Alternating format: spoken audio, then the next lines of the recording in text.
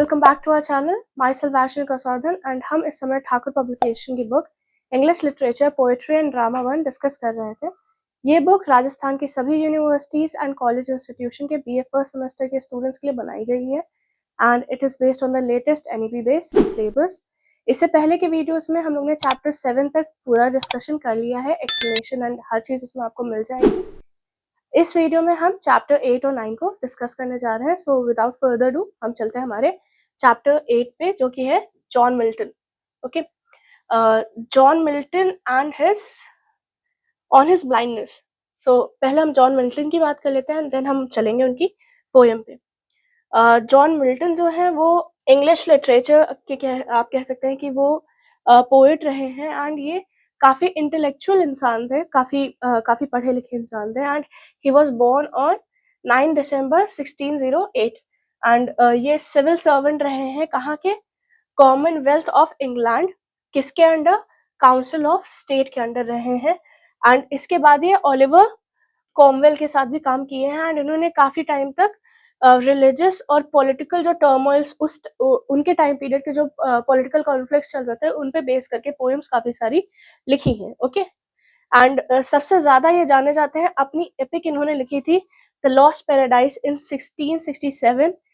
इसके लिए ये जाने जाते हैं। लॉस्ट पैराडाइज में उन्होंने ब्लैंक वर्स का यूज किया था एंड इस एपिक को, इस पोएम को जो है इंग्लिश लिटरेचर की one of the best poems या one of the finest works माना जाता है। ओके, अब हम चलते हैं इनकी लाइफ के बारे में।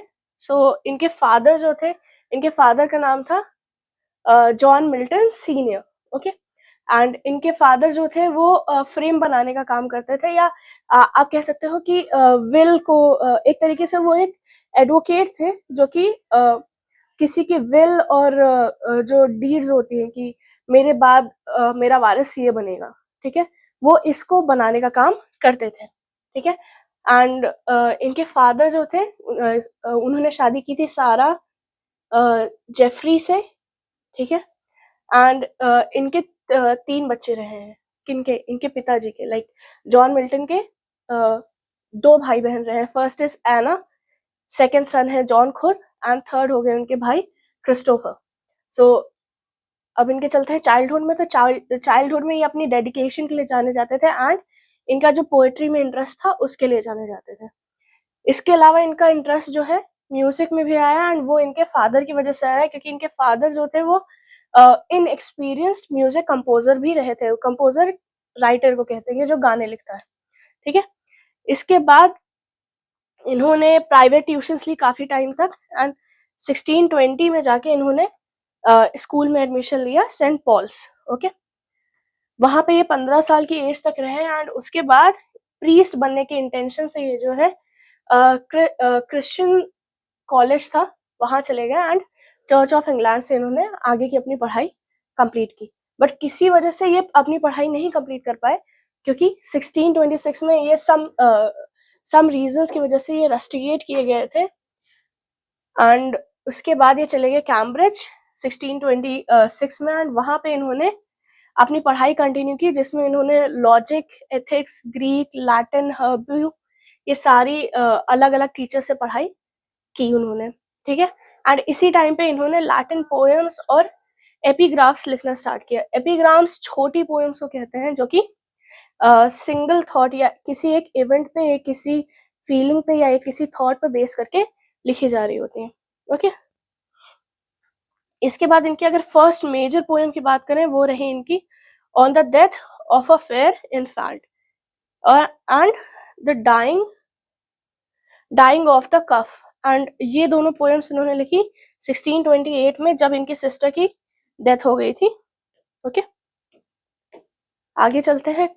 कॉलेज के काफी अच्छे ये ओरेटर रहे हैं एंड इन्होंने कई सारी स्पीचेस दी हैं। जो सबसे पहली स्पीच इन्होंने दी वो थी द हेल नेटिव लैंग्वेज।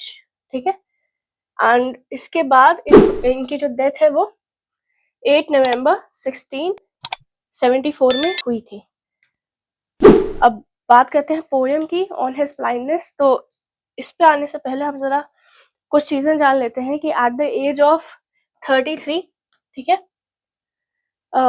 इन्हें जो है इनका डायग्नोसिस हुआ था, जिसकी वजह से ये कुछ सालों में अपनी जो आईसाइट थी वो पूरी तरीके से खोने वाले थे।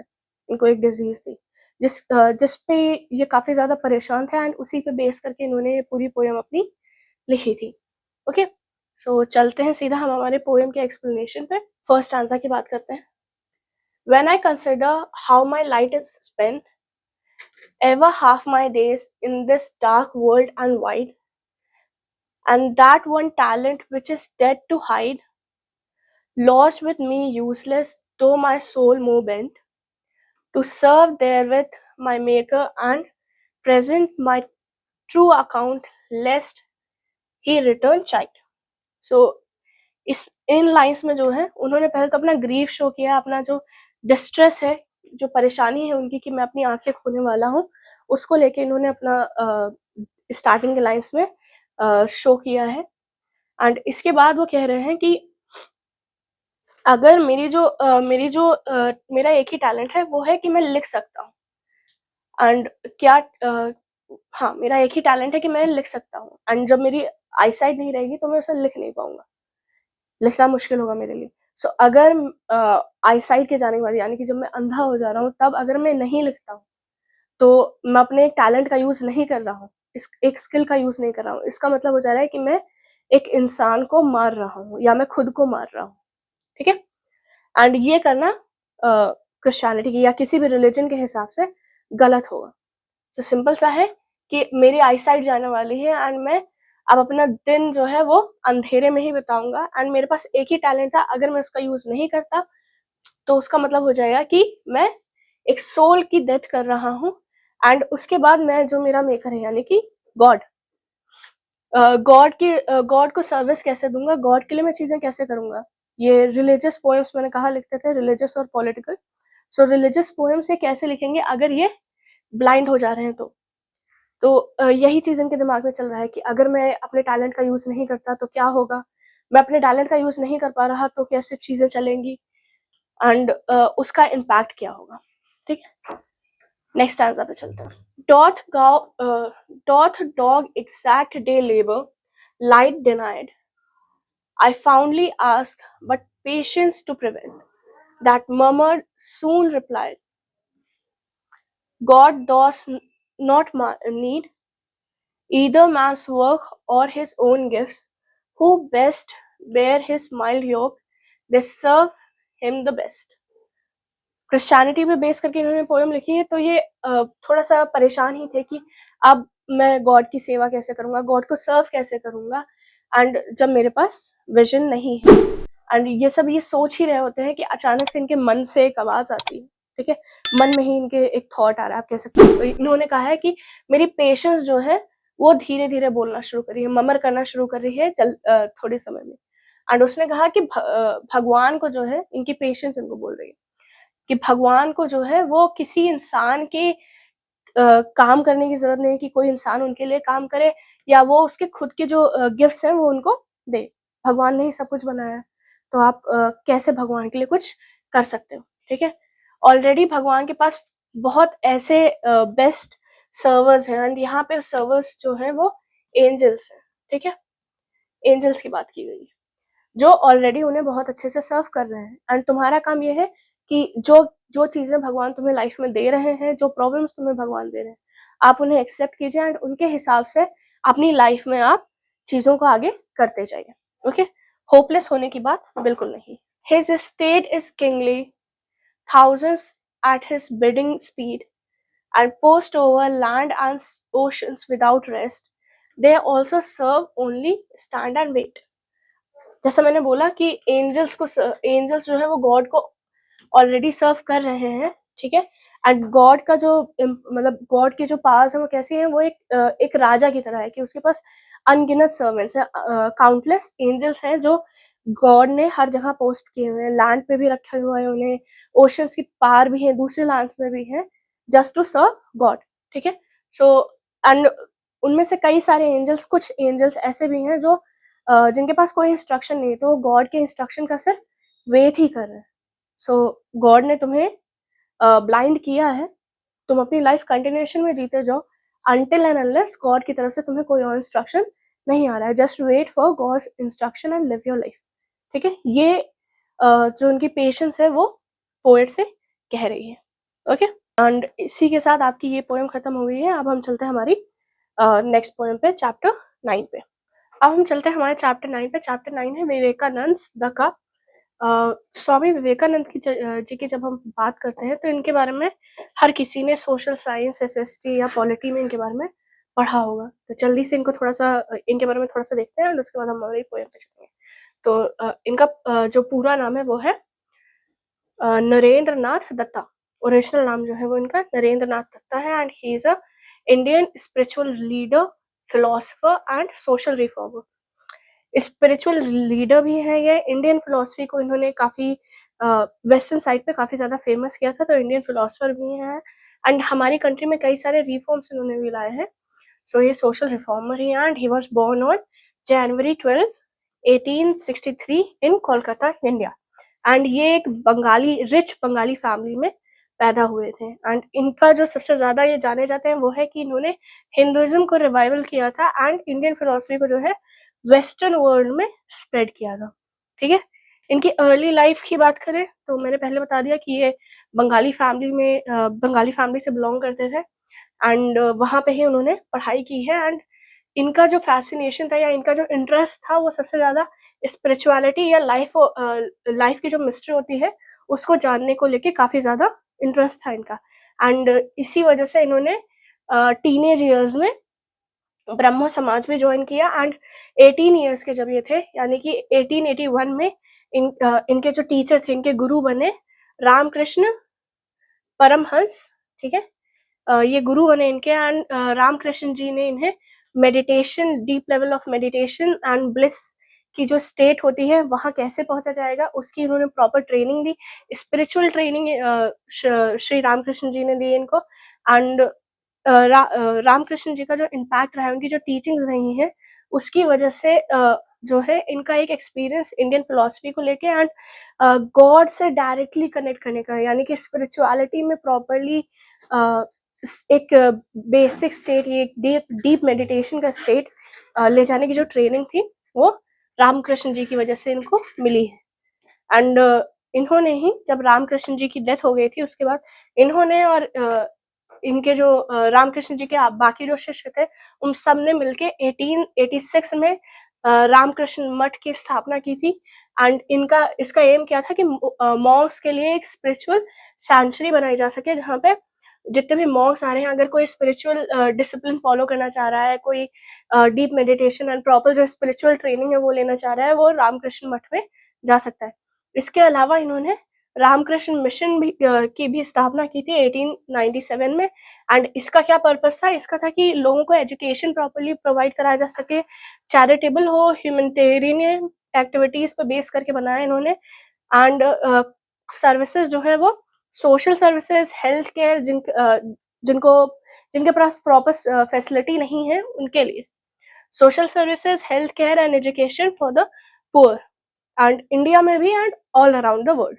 ठीक है, अगर हम बात करें कि इनका रिकॉग्निशन या ग्लोबल रिकॉग्निशन कैसा हुआ, तो इनकी शिकागो में इन्होंने एक स्पीच दी थी जिसे शिकागो स्पीच के नाम से जाना गया, जिसमें इन्होंने हिंदुइज्म और इंडियन रिलीजन, हिंदुइज्म और स्पिरिचुअलिटी को लेके, इंडियन फिलोसफी को लेके बहुत अच्छी स्पीच दी थी। ठीक है, जिसमें इन्होंने the value of religious tolerance, universal acceptance and religious harmony, ये सब हिंदुइज्म का है कि हिंदुइज्म में हम धर्म को लेके ज्यादा वो नहीं करते। हमारे पास इतने सारे भगवान हैं, इतनी सारी चीजें हैं कि हम दूसरे धर्मों को लेके भी काफी हद तक टॉलरेबल है। हम यूनिवर्सल एक्सेप्टेंस में बिलीव करते हैं। ठीक है, एंड हम रिलीजियस हार्मनी में भी बिलीव करते हैं। इसके अलावा इसी वजह से, सिर्फ इनकी इस स्पीच की वजह से इनको ग्लोबल रिकॉग्निशन मिल गया as a spiritual leader and philosopher. Okay, इनकी लेगेसी या इम्पैक्ट की बात करें तो इनकी जो टीचिंग्स है वो सेंटर्ड रही हैं necessity for social upliftment and services, the unity of all religion and the potential divinity of every person. So social upliftment मतलब एज अ सोसाइटी सबका भला हो, सब एक अच्छी लाइफ जी सकें, इसके बारे में उन्होंने बहुत फोकस किया है। इसके अलावा सारे रिलीजन एक साथ मिलकर रहे, इन्होंने इस पर भी ध्यान दिया है। एंड हर किसी को उनकी जो स्पिरिचुअल नीड है, जो मेंटल पीस उनको चाहिए होता है, वो हर इंसान को मिल सके, इस पे उन्होंने फोकस किया है। इसके अलावा he stressed on the value of selfishness and self realization in one's deed. ठीक है, कोई भी काम अगर आप कर रहे हैं तो वो सेल्फिश होके नहीं करना है, सेल्फलेसनेस के साथ करना है कि दूसरों का भला हो। ठीक है, एंड अगर आप कोई काम कर दे रहे हैं जो गलत हो जा रहा है, उसमें भी फिर आपका एक सेल्फ रियलाइजेशन होना चाहिए कि ये काम मुझसे गलत हो गया। आपके अंदर खुद से एक फीलिंग आनी चाहिए कि मुझे दूसरों की भलाई के बारे में चीजें करनी है। सो ये इनकी वैल्यू थी जिसपे ये बहुत ज्यादा फोकस करते थे। ठीक है, इसके अलावा अगर इनकी आप वर्क्स को देखना चाह रहे हैं, इनकी स्पीचेस को देखना चाह रहे हैं, तो वो the complete works of Swami Vivekananda नाम से बुक है, उसमें मिल जाएगी आपको। ठीक है, एंड इन्होंने जो मठ और मिशन की स्थापना की थी, इसकी वजह से जो है कई जगह जो है एजुकेशनल प्रोजेक्ट्स का ऑल अराउंड द वर्ल्ड बने हैं। ठीक है, एंड विवेकानंद जो है वो एक बहुत अच्छा एग्जाम्पल बने हैं कि स्पिरिचुअल डेवलपमेंट कैसे की जा सकती है, रिलीजियस टॉलरेंस क्या होता है, एंड ह्यूमैनिटेरियनिज्म पे ज़्यादा फोकस करके आप लाइफ को कैसे अच्छा बना सकते हैं, सोसाइटी को कैसे अच्छा बना सकते हैं। ठीक है, अब हम चलते हैं हमारी पोएम पे, द कप। ओके, अच्छा, पोएम स्टार्ट करने से पहले एक चीज़ याद रखिए कि इसमें 2 मेटाफर्स का यूज़ किया गया है। पहला तो है द कप, जिसमें बात हो रही है कि जो लाइफ या जो वर्क आपको गॉड की तरफ से प्रोवाइड हो रहा है। ठीक है, जो पाथ गॉड की तरफ से आपको दी जा रही है, जो जिंदगी आपको गॉड की तरफ से दी जा रही है, वो है the cup. And the next is dark drink. Dark drink are the activities और द सिंस जो आप कर रहे हो। आपके सिंस आप कह सकते हो, या मिसडीड आप इन्हें कह सकते हो, कि वो बुरे काम या वो पनिशेबल काम या वो डिससेटिस्फाइंग काम जिसकी वजह से आप खुश नहीं हो अपनी लाइफ में, उनको डार्क ड्रिंक्स कहा गया है। ओके, अब हम चलते हैं हमारी पोएम पे, दिस इज योर कप। अब हम चलते हैं हमारी पोएम पे, this is your cup, the cup assigned to you from the beginning. Nay, my child, I know how much of that dark drink is yours own to brew, of fault and passion ages long ago, in the deep ears of yesterday, I know. तो इसकी starting उन्होंने किसे कही है? Starting में ही इन्होंने कह दिया ये जो कप है ये तुम्हारा है, मतलब ये जो जिंदगी है वो तुम्हारी ही है, एंड ये शुरू से तुम्हारी ही थी। ये जो तुम जिस पाथ पे तुम चल रहे हो, जो तुम्हारी लाइफ चल रही है, जो तुम्हारा फेट चल रहा है, ये तुम्हारा ही है। ठीक है, एंड ये शुरू से हमेशा से तुम्हारा था। एंड मैं जानता हूँ कि इसमें जो जो भी मुसीबतें आई हैं, जो भी मिसडीड्स हुए हैं, सिंस हुए हैं, वो कितने सारे सिर्फ तुम्हारे खुद की वजह से हैं, जो तुमने फॉल्ट्स किए हैं, जो पैशन में चीजें तुमने अपनी फीलिंग्स पे कंट्रोल ना करने की जगह फीलिंग्स की वजह से जो आपसे गलतियां हुई हैं पास्ट में, ठीक है, उनकी वजह से ये सब अब आपके पास आ गए हैं, एंड ये सब मुझे पता है। ठीक है, बुक की लाइन भी आप देख सकते हैं, यहाँ पे मेंशन है, the use of metaphorical language in conjunction with the similes as life is compared to a cup and a dark drink। ठीक है, पाथ ऑफ लाइफ जो है हर किसी का एक यूनिक पाथ है जिसपे आपको चलना है, एंड ये जो है गॉड ने आपके लिए असाइन ऑलरेडी करके रखा हुआ है। ठीक है, अब हम चलते हैं नेक्स्ट आंसर पे, this is your road, a painful road and dared, I made the stones that never give you rest, I set your friend in pleasant ways and clear, and he shall come like you unto my breast, but you my child must travel here। so in lines में जो है जो life की suffering है, या जो आपको life में पाथ डिसाइड कर दिया गया है, गॉड ने, डेस्टिनी ने जो आपके लिए पाथ सेट किया है, आपको उसी पाथ पे चलना है।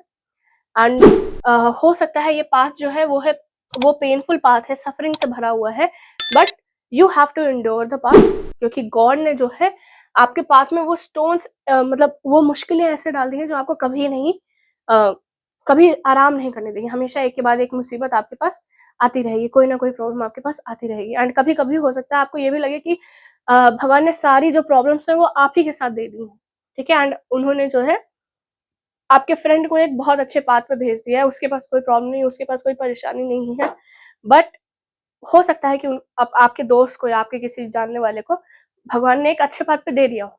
ठीक है, बट इन द एंड क्या होगा, जैसे हम मरने के बाद जो है गॉड के पास चले जाते हैं, वैसे ही उनका फ्रेंड आपका जो फ्रेंड है, जो भी जानने वाला है, जिसकी ज़िंदगी बहुत अच्छी चल रही है, वो भी मरने के बाद जो है वो गॉड के पास ही जाएगा। एंड फिलहाल के लिए क्या करना है, आपको जो ज़िंदगी मिली हुई है, जो डेस्टिनी में डिसाइड है, आपको उसी पाथ पे चलते जाना है। ठीक है? नेक्स्ट आंसर पे चलते हैं। This is your task, it has no joy nor grace, but it is not met for any other hand, and in my universe hath measured place. Take it, I do not bid you understand. I bid you close your eyes and see my face. ठीक है? सो इसमें जो है वो आपको समझाने की कोशिश कर रहे हैं कि गॉड जो है, ये जो टास्क आपके लिए असाइन किए गए हैं, जो लाइफ आपके लिए असाइन की गई है, वो गॉड ने आपके लिए असाइन किया है एंड ये आप ही का है, आप ही को करना है। मान लेते हैं कि इसमें कोई जॉय नहीं है, मतलब किसी भी तरह की खुशी नहीं है, कुछ अच्छा नहीं है, बट ये सिर्फ आपके लिए बना है और कोई इंसान इसे नहीं कर सकता। Not made for any other hand, किसी और के लिए ये काम नहीं बना है, ये जिंदगी आपके लिए ही बनी है एंड आपको ही करनी है। एंड इस पूरे यूनिवर्स में हर चीज मेजर्ड है, हर चीज भगवान ने बहुत सोच समझ के बनाई है, आपकी जिंदगी भी सोच समझ के बनाई है। एंड वो मानते हैं कि आपको अभी समझ नहीं आ रहा होगा कि ऐसा क्या है कि आपको मुसीबतें झेलनी पड़ रही है एंड आपके जानने वाले को, आपके दोस्त को जो है एक प्लेजेंट पाथ पे उन्होंने भेज दिया है। बट भगवान आपसे कह भी नहीं रहे कि आप उस पूरे कॉन्सेप्ट को समझो कि आपके ऊपर मुसीबतें क्यों आ रही। भगवान सिर्फ आपसे इतना कह रहे हैं कि आप बस अपनी आंखें बंद कीजिए, मेरा चेहरा देखिए और जो पाथ में मैंने आपको भेजा है वो पाथ आप उसी पाथ पे आप चलिए। ठीक है? सो स्टूडेंट्स, इसी के साथ जो है हमारा चैप्टर 9 कंप्लीट हो जाता है। ठीक है? अगर आपको एक्सप्लेनेशंस अच्छे लग रहे हैं, वीडियोस अच्छी लग रही हैं, तो वीडियो को लाइक कर दीजिएगा। कोई डाउट आता है, कोई इशू आता है, आप कमेंट बॉक्स में कमेंट कर सकते हैं। एंड अगर इसके आगे की भी वीडियोस आप देखना चाह रहे हैं तो चैनल को सब्सक्राइब कर लीजिए, नोटिफिकेशन ऑन कर लीजिएगा, आपको चैनल पे आगे वीडियोस मिलती रहेंगी। एंड अगर आप इस बुक को जो मैं यहाँ पे पीडीएफ फॉर्मेशन में समझा रही हूँ, ये बुक आपको चाहिए हो तो इसे आप परचेज कर सकते हैं हमारी जो ऑफिशियल वेबसाइट है उससे, या फिर आप अमेजोन और फ्लिपकार्ट से भी परचेज कर सकते हैं। लिंक्स सारे आपके डिस्क्रिप्शन बॉक्स में अवेलेबल होंगे। And thank you so much for watching the video. मैं आपसे अगले वीडियो में मिलूंगी।